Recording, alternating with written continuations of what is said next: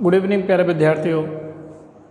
हमने आपके इस अध्याय में यौगिक तक पढ़ लिया था और यौगिक तक की परिभाषा जान ली थी।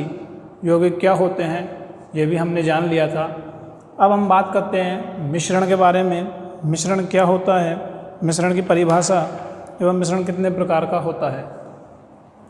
तो मिश्रण की परिभाषा है जब दो या दो से अधिक तत्व या यौगिक, जब दो या दो से अधिक, या तो दो होंगे या फिर दो से अधिक होंगे, दो या दो से अधिक तत्व या फिर यौगिक आपस में मिलते हैं तो मिश्रण का निर्माण करते हैं। मिश्रण कितने प्रकार का होता है, मिश्रण आपको पहले ही बता दिया गया था। मिश्रण दो प्रकार का होता है। कौन कौन सा? समांगी मिश्रण एवं विषमांगी मिश्रण।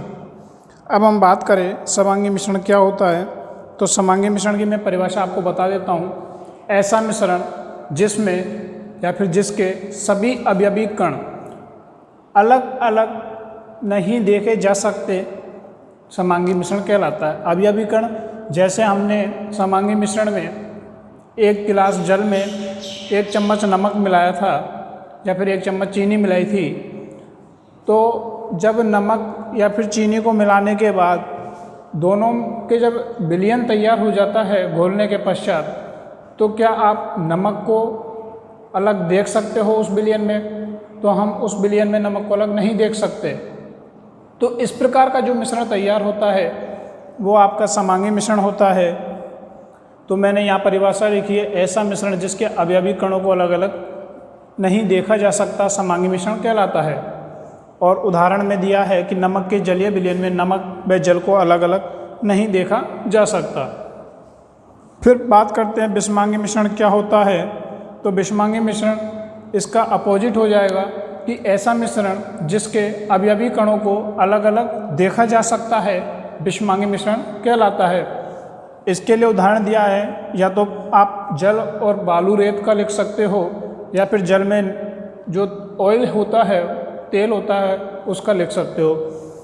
पानी के ऊपर तेल डालने पर और उसको हिलाकर उसमें घोलने की कोशिश करते हैं हम, लेकिन हम क्या देखते हैं कि जो तेल है वो पानी की सतह पर यानी ऊपर आकर बैठ जाता है, वह उसमें नहीं घुलता है। तो इस प्रकार जो हमें पानी है और तेल है दोनों अलग अलग दिखाई देते हैं। तो इस प्रकार का जो मिश्रण होता है वो विषमांगी मिश्रण होता है। या फिर आप पानी और रेत का लिख सकते हो कि पानी में रेत मिलाने पर हम कुछ समय पश्चात देखते हैं कि रेत जो है पानी के तलवे में बॉटम में आकर बैठ जाती है, तो हम पानी को और रेत को अलग अलग देख सकते हैं। इस प्रकार का मिश्रण विषमांगी मिश्रण कहलाता है। फिर इसके बाद हम बात करते हैं मिश्रण में विलयन, कोलाइडी और निलंबन की। यहाँ तक आप नोट कीजिए।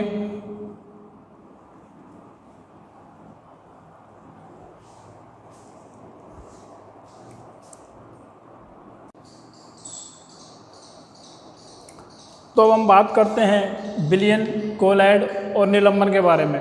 इन तीनों को मैंने एक सारणी में जमा दिया है और हम सारणी के माध्यम से ही तीनों को समझ लेंगे। आपके तीनों अलग अलग है कि विलयन, कोलाइड और निलंबन, लेकिन मैंने एक सारणी में तीनों को इस प्रकार जमाया है कि हम इस सारणी के माध्यम से तीनों को एक साथ समझ सकते हैं। देखिए, सबसे पहले हम विलयन की बात करते हैं। इसके लिए मैंने एक चित्र बनाया है। यहाँ एक पात्र लिया गया है। इस पात्र में जल के अंदर हम एक चम्मच नमक या फिर कॉपर सल्फेट कुछ भी डाल सकते हैं। या तो एक चम्मच नमक डाल दीजिए या फिर एक चम्मच कॉपर सल्फेट डाल दीजिए, तो ये नमक जो है जल में पूरी तरह विलय हो जाएगा, घुल जाएगा। यहाँ कोलाइड के बारे में बात करें तो हमने पात्र में पानी लिया है और उसके अंदर दूध मिला दीजिए या फिर शाही मिला दीजिए, तो वो इस प्रकार का विलय होगा। हम जानते हैं दूध के अंदर जब पानी मिलाते हैं या फिर पानी में दूध मिलाते हैं तो जो दूध का रंग है या शाही का रंग है वह पूरे पात्र में एक जैसा हो जाता है, एक समान हो जाता है। फिर हम बात करें निलंबन के बारे में, तो पानी के अंदर हमने आटा या फिर धूल मिलाई है। हम देखेंगे कि जब जल के अंदर हमने आटा या फिर धूल मिला देते हैं तो वो जो कण है वो उसकी सतह पर आके बैठ जाते हैं या फिर ज़मीन में जाकर बैठ जाते हैं। अगर धूल के कण जैसे मिट्टी के कण भारी मात्रा में है तो वो नीचे आके बैठ जाएंगे, और कम मात्रा में है तो ऊपर आके बैठ जाएंगे, मतलब हमको अलग अलग दिखाई देंगे। अब इनके बारे में हम बात करते हैं कि विलयन जो होता है वो किस प्रकार का मिश्रण है। समांगी मिश्रण है, क्योंकि इसमें हमारे जो अवयव है नमक और जल, इन दोनों को हम अलग अलग नहीं देख सकते। कोलाइड जो है बिस्मांगी मिश्रण है, क्योंकि हम जैसे जल में शाही या दूध मिलाते हैं, हमारा जल जो है अधिक है और दूध और शाही कम मात्रा में है, तो हम दोनों को अलग अलग देख सकते हैं। और यहाँ बात करें निलंबन के बारे में तो ये भी बिस्मांगी मिश्रण है, क्योंकि इसमें भी हम दोनों को अवयवी कणों को अलग अलग देख सकते हैं। फिर इनके कणों के बारे में बात करें कि विलयन के कण जो होते हैं वो 1 नैनोमीटर से भी कम होते हैं। 1 नैनोमीटर बराबर 10⁻⁹ 10⁻⁹ मीटर होता है। तो ये इतने सूक्ष्म कण होते हैं। 1 नैनोमीटर में आता है 10⁻⁹ 10⁻⁹ मीटर होता है। तो ये कण इतने सूक्ष्म होते हैं कि इनको हम हमारी नग्न आंखों से नहीं देख सकते। इन कणों को देखने के लिए हमको सूक्ष्मदर्शी की सहायता लेनी पड़ती है। कोलाइड के कण के बारे में बात करें तो इनके कण होते हैं 1 नैनोमीटर से लेकर 100 नैनोमीटर तक के। और निलंबन के बारे में बात करें तो निलंबन के जो कण होते हैं वो 100 नैनोमीटर से भी ज़्यादा होते हैं। इन कणों को हम सूक्ष्म अपनी आंखों से देख सकते हैं, इनके लिए सूक्ष्मदर्शी की आवश्यकता नहीं पड़ती। जबकि हम विलयन के कण और कोलाइड के कणों को नग्न आंखों से नहीं देख सकते और निलंबन के कण को हम आंखों से देख सकते हैं। फिल्टर पेपर में से गुजर जाते हैं। विलयन के जो अवयव है इनको हम अगर फिल्टर पेपर से छाने, फिल्टर पेपर में से होकर गुजारे तो ये गुजर जाते हैं और कोलाइड के कण भी गुजर जाते हैं। लेकिन निलंबन के जो कण हैं वो फिल्टर पेपर में से होकर नहीं गुजरते हैं। इसमें क्या होता है, फिल्टर पेपर से अलग गुजारते हैं तो दोनों कण अलग अलग हो जाते हैं। जल एक तरफ हो जाता है, आटा या फिर धूल जो आपने मिलाया है वो अलग हो जाता है। फिर हम बात करें प्रकाश मार्ग की, तो प्रकाश मार्ग इसमें विलयन में नहीं दिखेगा, कोलाइड में दिखेगा आपको प्रकाश मार्ग।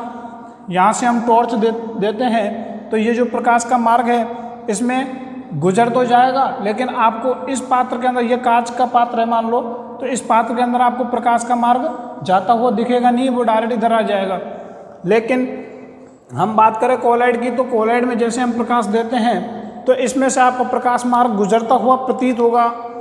और ऐसे ही आपका जो निलंबन है इसमें भी आपका प्रकाश मार्ग गुजरता हुआ आपको दिखाई देगा। फिर हम छानने वाली विधि से अगर इसके अवयव कण को अलग करना चाहे तो इसके जो अवयव के कण हैं, आप जानते हो जब नमक जो है पानी के अंदर घुल जाता है तो उसको छानने विधि द्वारा भी हम अलग नहीं कर सकते।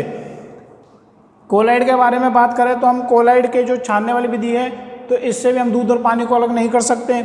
लेकिन निलंबन के कण को हम छानने विधि द्वारा अलग कर सकते हैं। यदि हम इसको पानी को आटा धूल जो मिला रखा है इसको हम छाने तो हमारा आटा या धूल है जो छलनी में रह जाएगा और पानी नीचे आ जाएगा। फिर हम बात करते हैं विलयन बनता किनसे है। विलायक प्लस विलेय बराबर विलयन। विलायक और विलेय के मिलने से विलयन बनता है। अब बात आती है विलायक क्या होता है, विलेय क्या होता है। देखिए बहुत आसान है, विलायक विलेय समझना कोई बड़ी बात नहीं है। जिसमें हम मिला रहे हैं वो तो होता है विलायक और जिसे हम मिला रहे हैं वो होता है विलेय। यहाँ पर हम किस में मिला रहे हैं, पानी में। पानी के अंदर हम मिला रहे हैं तो हमारा पानी क्या हो जाएगा, विलायक। क्या मिला रहे हैं, नमक, तो ये हो जाएगा विलेय। जो मिलाया जा रहा है वो तो होगा विलेय। यहाँ पर हम नमक मिला रहे हैं तो नमक हमारा हो जाएगा विलेय। किस में मिला रहे हैं, जल में मिला रहे हैं तो जल हमारा क्या हो जाएगा, विलायक। समझ में आ गया। जिसमें मिला रहे हैं वो तो होगा विलायक, जिसे मिला रहे हैं वो होगा विलेय। नमक को मिला रहे हैं तो नमक है विलेय। किस में मिला रहे हैं, जल में, तो जल हो जाएगा विलायक। इन दोनों के मिलने से विलयन बनता है। विलेय प्लस विलायक तो विलयन का निर्माण होता है। ऐसे कोलाइड में क्या होता है, परिचित प्रवस्था प्लस परिक्षेपण माध्यम। जिस प्रकार इसमें विलायक विलेय होता है उस प्रकार इसमें अवस्थाएं होती है, परिचित अवस्था होती है और परिक्षेपण माध्यम होता है। निलंबन की बात करें तो निलंबन भी एक बिस्मांगी मिश्रण है जिसमें विलेय कण घुलते नहीं हैं। हमने यहाँ पे पानी के अंदर आटा या धूल डाला तो ये घुले है क्या पानी के अंदर। आप घर पे प्रयोग करके देख सकते हो, पानी के अंदर आटा या धूल डालोगे तो ये घुलेंगे नहीं, बल्कि ये केवल निलंबित रहते हैं। किसमें, माध्यम में। माध्यम क्या है यहाँ पे, जल। तो यहाँ पे क्या लिखा गया है, जिसमें विलेय कण घुलते नहीं है बल्कि माध्यम में निलंबित रहते हैं। आप इस सारणी को बनाना, ऊपर इसी प्रकार चित्र बनाना। ये विलेय विलायक मत लिखना, भले ये तो समझाने के लिए लिखा गया है आपको। जिसमें मिला रहे हैं वो होता है विलायक, जिसे मिला रहे हैं वो होता है विलेय। ठीक है, इसे नोट कीजिए आप।